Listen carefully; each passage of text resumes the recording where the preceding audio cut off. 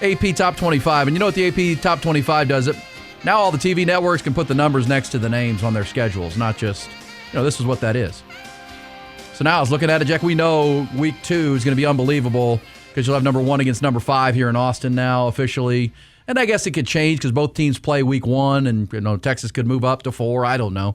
I don't think anybody's losing week 1 as far as that goes, but we'll see. But can I give you some of the big days? I mean, week 2, you got Ohio State and Texas, and you have that Oklahoma-Michigan showdown where Michigan's, top 15 and Oklahoma's top 10. But I was looking at September 26th, just for an example. September the 26th, as we sit here this morning, that weekend, which is the weekend Texas at number 5, goes to number 20 Tennessee, one of the 7 ranked teams on the Longhorn schedule. Oklahoma at 10 plays at number 3 Georgia that day. Number 2 Oregon plays at number 14 USC on that day. That is our Game Time Top 25 countdown team today, USC. We also have them at 14. That day, September 26th, Texas A&M, number 8, plays at LSU, number 11. Number 22, Iowa, plays at number 16, Michigan. Illinois, unranked, plays at number 1, Ohio State. And number 9, Ole Miss, plays at Florida. That's a pretty good day of college football. That's just a Saturday. And this is what the networks and all, they get excited because they can put a number next to the name. But what does it actually mean? Not much. Not much. Used to mean a lot. It doesn't anymore. I heard Sark say that last hour. But so here we go. Ohio State and Oregon are 1-2 in the AP Top 25. That gives the Big Ten the top 2 teams in the preseason rankings for the first time since the 60s. And I'm guessing that was Ohio State and Michigan with Woody Hayes and Bo Schembechler last time they were 1-2 to start a season. And overall for any conference, I mentioned this, the last time a conference had number 1 and number 2, could you name the teams in the conference, Jack? I gave it to you earlier. It was 1987. It was the Big 8. Big 8. It was Oklahoma and Nebraska. Yeah. Conclusion to that season? Jimmy Johnson's Miami Hurricanes took down Oklahoma 20-14 in the Orange Bowl to win the national championship. So last time it happened, neither one won the championship, thanks to Jimmy Johnson and the Canes. Fast forward 39 years, and the Buckeyes receive 40 of the first-place votes. And it is fair to say for Ohio State, in a year when you could pick any number of 5 or 6 teams to be number 1, you go with the gold. Like Ohio State, whatever you think, they've only, all the Blue Bloods, and we know who the Blue Bloods are, Jack, right? We know who the Blue Bloods are in college football. I have a way of doing this. The Blue Bloods in college football are based on legacy, modern excellence, and recent relevance. There are 8 of them. For me. They are Alabama, they are Ohio State, they are Michigan, they are Notre Dame, they are Ohio State, Oklahoma, Georgia, South Carolina, USC, I should say, and Texas.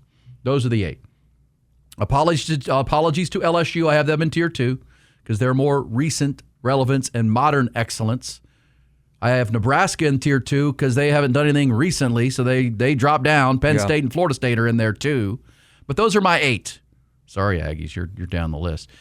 Recent, so you go legacy is probably 60 to 70% of blue blood status. I think that's right.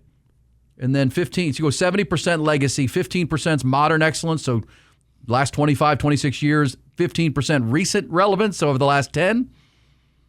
Those are my 8. Bama, Ohio State, Michigan, Notre Dame, Oklahoma, Georgia, USC, and Texas. And of those teams, of the Blue Bloods, there's not been a more consistent team than Ohio State. Yeah, that's right. They've had one bad year. How the Clemson has fallen, by the way. I got them down in tier 3, along with the U and Tennessee and Florida and Auburn and Oregon as a new blood. But if they were still the powerhouse that they were in the 2010s, you'd have to put them in that group. You know what I mean? But I think we all believe that it's over and it's not going to be. But I don't think Clemson can ever be in tier 1 because they don't have the legacy. Yeah. Like generationally, you go back in Alabama and Ohio State and Texas. They don't have that, and they won't have. LSU doesn't have that. Yeah, LSU's interesting because they're super boomer bust. They're either like kind of mid or they win a national championship. They are, well, because Louisiana's a foreign country. It's its own place. They keep hiring weirdos. Yeah, well, just ask people who live there. Say, we're not like anywhere else. But so Ohio State is the most consistent of the Blue Bloods. Mm-hmm. There's no doubt about that. Oklahoma would probably be second in that. Alabama, all those other Blue Blood programs have had a downfall, like a swoon, where it's just been bad. USC's currently trying to climb out of it. Notre Dame, for sure, with Marcus Freeman, Michigan, Alabama before Nick Saban. So those are my blue bloods. So I don't have a problem in a year where you could pick any of 5 or 6 teams that have Ohio State won. Now, Oregon, too, great roster. Great roster. I ain't complaining about it. Now, 3 is where I would have Texas, personally. But, Georgia was picked to win the SEC, so they probably do need to be there. And then there's Notre Dame, who comes in at 4. Texas comes in at number 5. I would say this. For the Buckeye faithful out there, not a good omen. 22 of the last 25 preseason number 1 ranked teams failed to win the national title. Alabama was last to do so in 2017. So to ask Texas, being number 1 means nothing. And speaking of Roll Tide, for the first time in 18 years, Alabama is ranked outside the top 10. Number 13 is their lowest since Nick Saban's first season. I think that's fair. In 2008 when they started number 24. Losing to ULM. And as we told you this earlier, just like Bama, the whole SEC didn't get a single first-place vote to be the number 1 team. Not a team. Not Texas, not Georgia. Last time that happened, we told you Ohio State was the unanimous number 1 in 2015, and then they lost to Bama in the national championship game. That's the last time. I don't know when before that. An SEC team didn't get a single top vote. That's crazy. 9 coaches voted for SEC schools. That's correct. But nobody in the AP. Because SEC teams vote. Coaches vote in the poll. And they all probably voted for Georgia. But boy, this is the 9th time Ohio State will enter a season number 1 in their program history. First since 2015. And we just told you they didn't win it in 2015. And the Buckeyes are now tied with Alabama for the second most preseason number 1 rankings behind Oklahoma's 10. Ohio State and Bama are now tied at 9 preseason number 1s. Oregon at number 2, it's their highest preseason ranking in program history, which is interesting because they have a great roster, but they've not just lost in the playoffs each of the last 2 years, they've been smashed.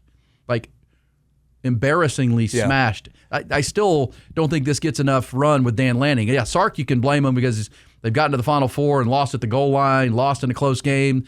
The Washington game went to the final play. The Ohio State game went to the final couple plays. Oregon got embarrassed by Ohio State in the Rose Bowl 2 years ago as the number 1 seed. And last year they got embarrassed by Indiana. Now, both of those teams won the national championship, but to be non-competitive, I think puts a little stain on Oregon, but I don't have a problem with them being number 2. I think we're all just sort of waiting for Oregon to break through. But they haven't even been, you could say they're close, but Sark's been closer because they've been there and they've been close in the late stages of the fourth quarter with the game that they lost that would have got them to the national title game. Oregon, they've been destroyed in those games, which has to put a question on Dan Lanning and his team's preparation, how they handle December right now. Again, they can fix it, but it's got to be mentioned. Georgia, Notre Dame, and Texas round out the top 5. Notre Dame ranked in the preseason top 5 for just the 4th time in the previous 34 years. That's a big number. You're not 34 years old, Jack. 34 years is a little bit less than I've been in Austin. Yeah. Eating fajitas.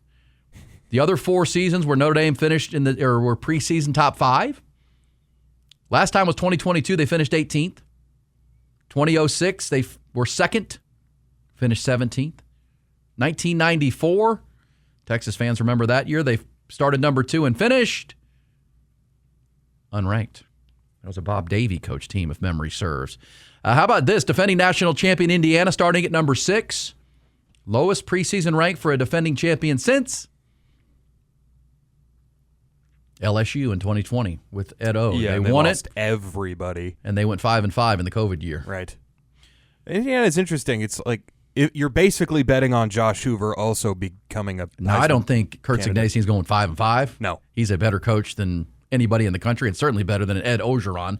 And that was COVID year, and Joe Burrow was then playing for the Bengals. Yeah, because like if Fernando Mendoza, I mean, he won the Heisman and he deserved it, but if he wasn't Fernando Mendoza, Josh Hoover basically needs to replicate, to me, what Fernando Mendoza did for Indiana to be this high. He's more accomplished coming in than Mendoza was. That's true, but doesn't mean he's better, but he's more accomplished. He had the Penn State game where they come back. Do they beat Ohio State without Fernando Mendoza? Mm-hmm. So those are, I think, legitimate. He was Superman, not like Vince Young was Superman because he was actually Superman, but he in the biggest of moments. Yeah, in the national championship. Superman. I mean, that game after game, he was unbelievable. Run he had to the end zone was crazy. But by the way, outlier coach that has won a national championship. Most power rank them. Ed Orgeron, Gene Chizik, Phil Fulmer. I think that's a good list. I mean, rank them. Is Orgeron or Gene Chizik more surprising that they? And of course, one had Cam Newton, one had Joe Burrow. Yeah. And Phil Fulmer won it without Peyton Manning. He did it with T. Martin, so she's got to be down lower. Gene Chizik. Zach Brown only won one championship too, but he had 2 other looks at it and was in another one. Gene Chizik, because it is harder for me to believe that Auburn won a title than LSU. That's my answer. Because then they weren't nearly as good as LSU that year. LSU was jam-packed loaded. Auburn had like one other NFL player on that team. Look at that depth chart, man. No. It's crazy. Unbelievable. Okay, so the Hoosiers at 6, which is pretty low for them, I think, but followed by Miami, A&M, Mississippi, that's Ole Miss, and Oklahoma. And as I say this earlier, but how loaded is college football in 2026? I strongly believe the top 7 teams this year would all be ranked number 1 last year. Based on, because again, if people vote like we look at it, you're checking boxes. Last year there was a lot of questions. That's why Texas ended up with 25 first-place votes, and they were number 1. This year, with a better team and a better roster, they received 0. I think the top 6 or 7 teams would be number 1 last year. Because of the top 10 teams last year, 7 of the top 10, including Texas, were breaking in a new starting quarterback. There were new quarterbacks at Texas, Ohio State, Georgia, Notre Dame, Oregon, Bama, and Miami last year. So, and of course, Indiana wasn't ranked in the top 10 last year with the guy from Mendoza that nobody knew. And the only 3 teams that had returning quarterbacks were coached by questionable coaches, with Penn State, who was number 2. Clemson was number 4 because Dabo Swinney has slid, and Cade Klubnik, could they maximize that? They they weren't number 1. And then Garrett Nussmeier and LSU and Brian Kelly were 9. Those were the only 3 returning quarterbacks. This year, 8 of the 10. 8 of the 10 top 10 teams bring back their quarterback. The only 2 that don't, the 2 teams that just played for the championship, Indiana and Miami, but they've added Josh Hoover and Darian Mensah in both places. But when you're looking at the top 10 teams, Ohio State has Julian Sayin, Dante Moore's back for Oregon, Gunnar Stockton, C.J. Carr at Notre Dame, Arch Manning for Texas. Indiana and Miami are next, and they have added talented QBs. And then it's A&M with Marcel Reed, Ole Miss with Trinidad Chambliss, and Oklahoma with John Mateer. So again, better year, tougher year, to the point of Texas being a better team. But, if you had this team last year, probably win the national championship. Yeah. Don't have it. That's the way it rolls. But did you hear our guy Paul Feinbaum, who I call him our guy because we hear him for an hour on our show, but he stirred the Oklahoma pot yesterday. Did you see this? He can't believe, despite the fact that Oklahoma finished last year in the top 10 and we're in the playoff, Paul is not believing that Oklahoma is in the top 10 to start the preseason. He's just not buying it. Are you buying that? He's highly questioning that whole idea. Of all of the rivals Texas has, OU is not the one I feel is ranked too high. Fair enough. That would mean you think A&M is. Because here's the other thing. Every year for the past 23 seasons, except for 2019, there has been at least one preseason top 10 team that finished the year unranked. I don't think A&M is going to be unranked, but I will not pick them to make the playoff. Well, we will play that with that Feinbaum audio. Mm-hmm. We'll play some Sark audio coming up. We'll also play, there's a national college football conversationalist who thinks A&M is that team that will slide. To me, if you're making me pick, it's Ole Miss. Yeah, because what if Trinidad Chambliss gets hurt? Or, you know what I mean? Like, I love Trinidad, and he could be the face of college football this year, and I don't know about Pete Golding. Exactly. As a head coach. That's more where I was thinking. He just might not be a head coach. The reason I won't pick A&M, and the person will play has a pretty strong argument for it, but at the same time, I trust Mike Elko. I think, to your point, they might not finish in the top 10, but I don't think they finish unranked. I think they'll have a really good defense again. I just think their offense got worse, and I think Marcel Reed's not going to be able to operate behind an offensive line that wasn't as elite as it was last year. I would pick Ole Miss in that, Lane Kiffin, for all of the scoundrel behavior, was the best coach that program has had in 60 years.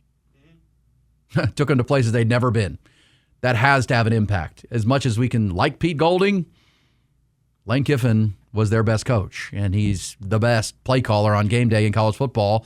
Trinidad Chambliss is going to miss that. And Lane also took the offensive coordinator, Charlie Weiss Jr. So I would pick Ole Miss to be the team that's preseason top 10 that doesn't make it. Some would pick Texas. Mm-hmm. A lot of people rooting for Notre Dame to be that team, but I don't see that happening. That's impossible. It feels like it with the schedule they play. And they're at number 4. If they lose to Miami, they'll drop to number 6, and then they won't lose another game.